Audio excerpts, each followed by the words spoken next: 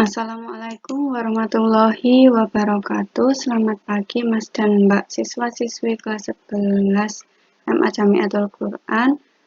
Pada hari ini kita akan belajar tentang program linear.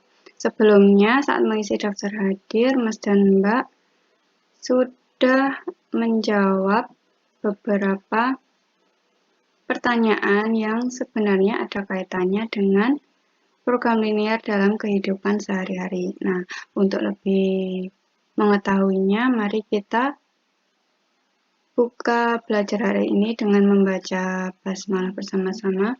Bismillahirrahmanirrahim. Mari belajar bersama. Pertama kita akan belajar yang kita pelajari pada program linear yaitu tentang pertidaksamaan linear dua variabel.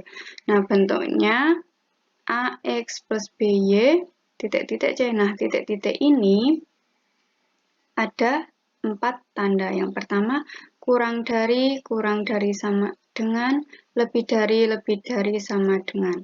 Nah, pertidaksamaan artinya tandanya itu bukan sama dengan, tapi ada dari keempat tanda ini.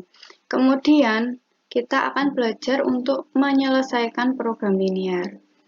Nah, bagaimana caranya? Yaitu dengan menentukan model matematika untuk menentukan nilai optimum. Nah, nilai optimum itu sendiri ada dua jenis, yakni maksimum atau minimum. Kemudian contoh program linear. Nah, di sini ada kegiatan dan ini profesinya. Nah, yang pertama menentukan takaran kopi dan gula agar rasanya pas. Merupakan pekerjaan siapa? Barista. Kemudian menentukan susunan keramik yang akan dipasang pada lantai rumah agar tidak terlalu banyak yang dipotong. Nah, biasa dilakukan oleh pekerja konstruksi. Kemudian menentukan harga jual barang agar diperoleh laba maksimum. Nah, itu biasanya yang menggunakan itu adalah penjual. Kemudian menentukan jumlah barang yang dibeli agar pengeluaran minimum biasanya dilakukan oleh pembeli. Kemudian menentukan jalur atau rute agar jarak dan waktu yang ditempuh seminimum mungkin ya, agar efektif dan efisien, biasanya dilakukan oleh para sopir atau driver. Nah, berikut contoh permasalahan dan penyelesaian program linear dalam kehidupan sehari-hari. Nah, sebelumnya berikut adalah langkah-langkah penyelesaian masalah program linear. Nah, ada 5 langkah. Yang pertama, langkah 1 menentukan variabel X dan Y dengan tabel bantu. Langkah kedua, menentukan model matematika dari fungsi kendala dan fungsi tujuan. Langkah ketiga, gambar grafik. Langkah 4, menentukan daerah penyelesaian. Langkah 5, menentukan nilai maksimum dan uji titik pojok. Untuk lebih dalamnya dari masing-masing langkah ini, mari kita langsung ke permasalahan yang biasa dihadapi dalam kehidupan sehari-hari. Nah, contohnya, berikut contoh soalnya. Jadi, di pembelajaran kali ini, kita bermain 3 peran. Ada pemilik kebun ya, sebagai contohnya ini saya. Kemudian ada 2 kelompok ya, yang nanti kelompok putra sebagai kelompok agen buah dan putri sebagai kelompok penjual jus. Nah, kita bekerja sama ya. Jadi pemilik kebun dia menghasilkan buah, kemudian nanti dijual ke agen buah dijual ke penjual jus. Nah, di sini kita akan hubungkan dan ternyata dari ketiga aktivitas tersebut memiliki permasalahan yang berhubungan dengan program linear. Langsung saja permasalahan yang dihadapi oleh pemilik kebun buah. Saya memiliki kebun yang akan ditanami pohon mangga dan semangka. Luas kebun dapat ditanami paling sedikit 150 tanaman. Paling sedikit 150 tanaman. Nah, ini ya, paling sedikit 150 tanaman. Harga satu bibit mangga sebesar 50.000 dan harga satu bibit semangka 20.000. Modal untuk membeli bibit sekurang-kurangnya 6 juta. Jika biaya kebutuhan pupuk untuk setiap pohon mangga 4.000 dan setiap tanaman semangka 2.000, maka berapa pengeluaran minimal untuk membeli pupuk kedua tanaman tersebut? Nah, dari soal kita cermati. Yang pertama, luas kebun. Tadi paling sedikit 150 tanaman ya. Ini yang disebut kendala. Jadi luas kebunnya itu minimal bisa ditanami 150. Artinya paling sedikit 150. Berarti nanti lebih dari 150 boleh. Nah, kemudian untuk modal membeli bibit sekurang-kurangnya ya paling tidak dia membelanjakan minimal itu 6 juta untuk membeli 2 bibit itu. Nah, yang ketiga, yang ditanyakan apa? Pengeluaran minimal untuk membeli kedua pupuk. Jadi, si pemilih ini kan kita belum tahu nih, tanaman mangganya berapa, semangkanya berapa. Nah, sedangkan kita disuruh mencari pengeluaran minimal untuk membeli pupuk kedua tanaman. Jadi, berikut langkah-langkah penyelesaiannya. Nah, yang pertama menentukan variabel X dan Y dengan tabel bantu. Berdasarkan soal tadi, kita dapat membuat tabel bantu. Nah, tadi kebunnya mau ditanami 2 jenis tanaman, yaitu mangga dan semangka. Nah, itu sebagai X dan Y. Kemudian harga bibitnya, tadi satu bibit mangga 50.000, berarti ini ya, maksudnya X ini banyaknya tanaman mangga yang akan ditanam, dan Y banyaknya tanaman semangka yang akan ditanam. Nah, untuk harganya, kalau mangga satu bijinya 50.000, berarti kalau ada X bibit, artinya 50.000 kali X, 50.000 X. Kemudian yang semangka harga per bibitnya 20.000, jadi kalau ada sejumlah Y bibit tanaman semangka berarti 20.000 kali Y. Nah, totalnya itu sekurang-kurangnya 6 juta. Kemudian kapasitas kebun. Nah, itu tadi minimal bisa artinya X dan Y minimal itu ditanami 150. Nah, kemudian yang kita cari nih, biaya pupuknya paling sedikit yang dikeluarkan berapa? Nah, berarti per pupuk mangga tiap bibit itu kebutuhan pupuknya 4.000. Berarti kalau sebanyak X bibit mangga 4.000 X dan 2.000 Y untuk biaya pupuk semangka sebanyak Y. Nah, ini nanti kita cari berapa pengeluaran minimum untuk membeli pupuk. Nah, jika sudah menentukan tabelnya, kita tentukan model matematika dari fungsi kendala dan fungsi tujuan.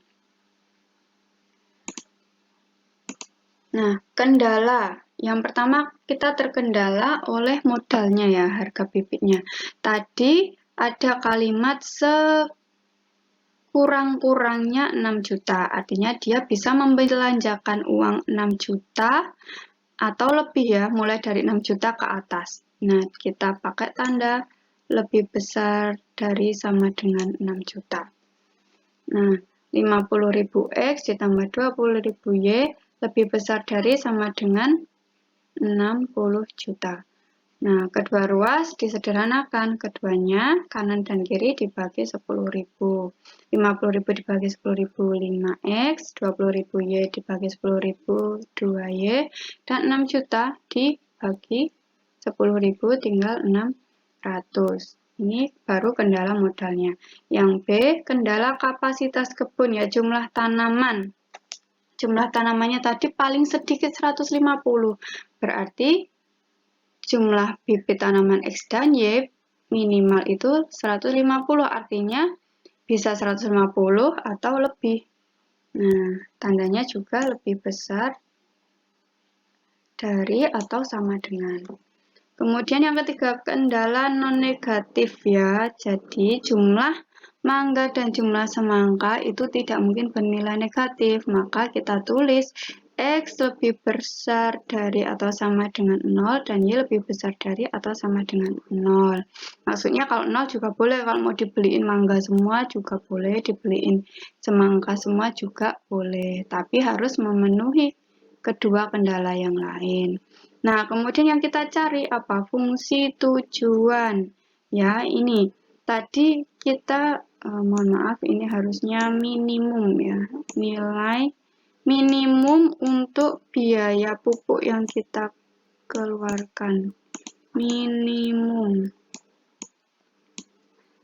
Nah, tadi berapa biaya pupuk untuk tanaman mangga? 4.000 dan biaya pupuk untuk semangka 2.000. Nah, nanti kita cari nilai ini yang paling minimum berapa.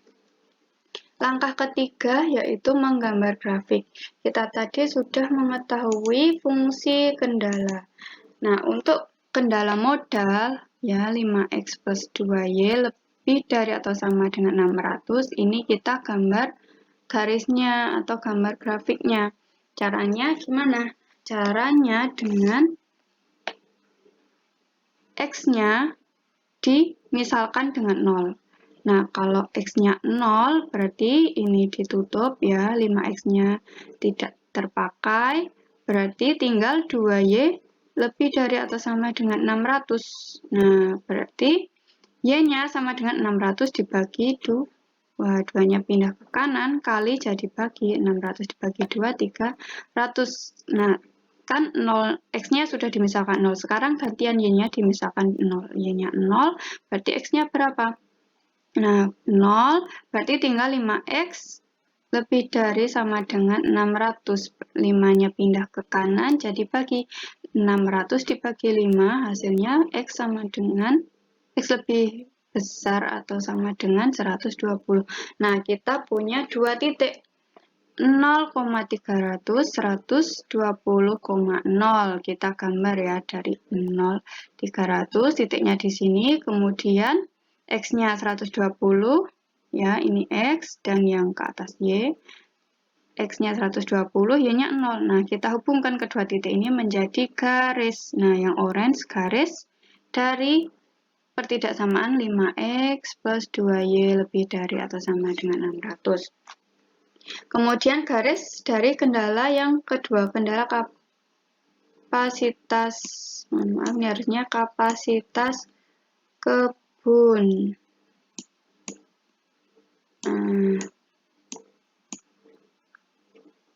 Nah, kendala kapasitas kebun tadi paling sedikit ditanami 150, berarti X ditambah Y lebih besar dari atau sama dengan 150.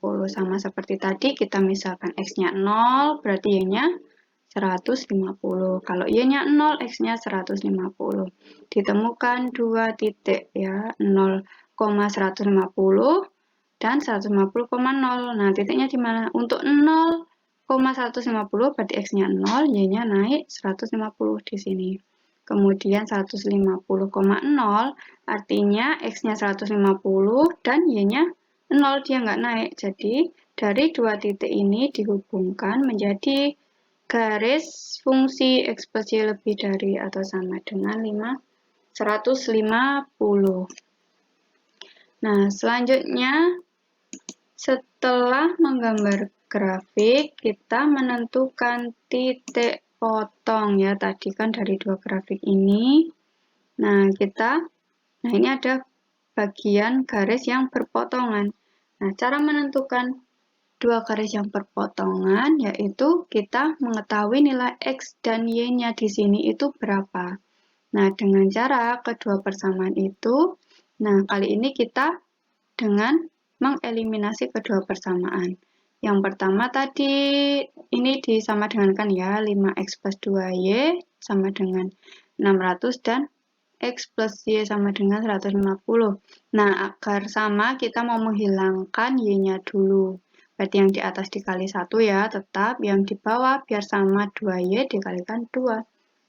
Jadi di sini karena dikalikan 1, persamaan yang di atas tetap ya 5x ditambah 2y sama dengan 600. Kemudian untuk 2x plus 2y sama dengan 300 ya, dari ini dikalikan 2. Nah, kemudian dikurangi 5x dikurangi 2y,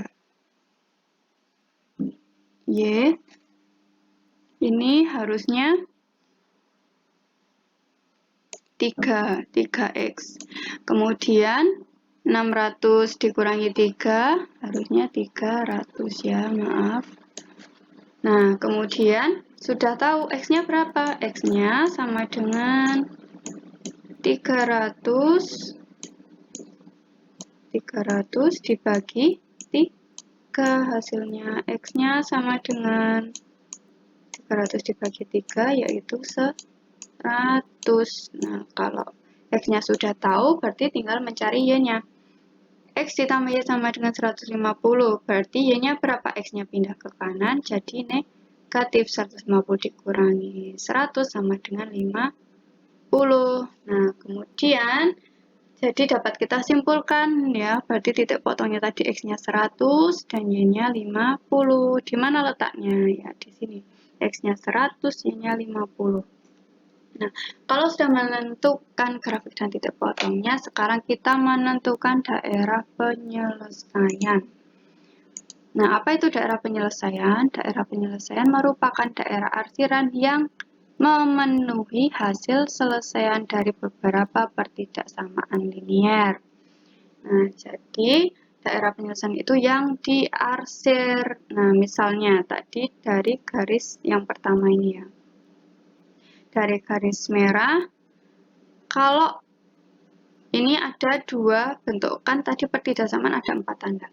Nah, untuk daerah yang diarsir, untuk pertidaksamaan yang kurang dari sama dengan daerah yang diarsir itu di bawah kiri garis ya. Jadi, misal ini garisnya, yang diarsir yang di bawah ini. Di bawahnya garis ini. Nah, kalau yang pertidaksamaannya kayak kasus ini ya, lebih besar atau lebih besar dari atau sama dengan, yang diarsir itu daerah kanan atas garis. Jadi, untuk yang garis merah, yang diarsir adalah di sebelah atas kanannya garis. Nah, kemudian kalau yang biru ya, ini juga yang diarsir. Nah, di atasnya garis biru. Tapi, daerah penyelesaian itu yang tumpuk dua-duanya. Jadi, yang daerah milik garis merah dan garis biru. Nah, ketemunya di mana? Kalau yang ini, kan dia cuma punya biru tok. Si merahnya nggak punya. Berarti ini tidak termasuk daerah penyelesaian. Nah, yang ini yang punya merah tok, biru nggak punya. Berarti di sini juga bukan daerah penyelesaian. Nah, daerah penyelesaian yang mana? Ya, yang dilalui kedua garis ini ya, cukup ini daerahnya. Nah, daerah penyelesaian dari persamaan garis merah dan biru ini, dia memiliki 3 titik pojok ya. Yang pertama ini 0,300, 100,50 dan yang di sini 150,0. Langkah yang terakhir menentukan fungsi maksimum dari uji titik pojok. Dari daerah penyelesaian tadi kita memiliki 3 titik pojok, 0, 300, 150, dan 150, 0. Nah, tadi fungsi ini harusnya fungsi minimum ya. Fungsi minimum. Karena yang kita cari nilai minimum. Nah, fungsi minimumnya tadi 4000x ditambah 2000y. Kita masukkan satu-satu ya. Ini koefisiennya 4000, variabelnya x ditambah koefisien y 2000 dan variabel y-nya sama dengan harus nilai minimum yang diambil. Titik yang pertama, x-nya 0, y-nya 300. Kita masukkan x-nya 0 dikalikan 4000, 0 ditambah y-nya 300. 2000, y 2000 kali 300 sama dengan 600. Kemudian titik pojok yang kedua tadi perpotongannya X-nya 100, Y-nya 50. Kita masukkan X-nya 100, jadi 4000 kali 100, 400.000. Ditambah Y-nya 50, 2000 kali 50, 100.000, jadi 400.000 ditambah 100.000, hasilnya sama dengan 500. Kemudian untuk titik pojok yang ketiga 150,0, X-nya kita masukkan 150 dan Y-nya 0. Jadi 4000 kali 150 sama dengan 600. Dari ketiga titik ini kita ambil nilai yang minimum. Minimum itu yang paling kecil. Berarti biaya pupuk minimum yaitu yang 500.000.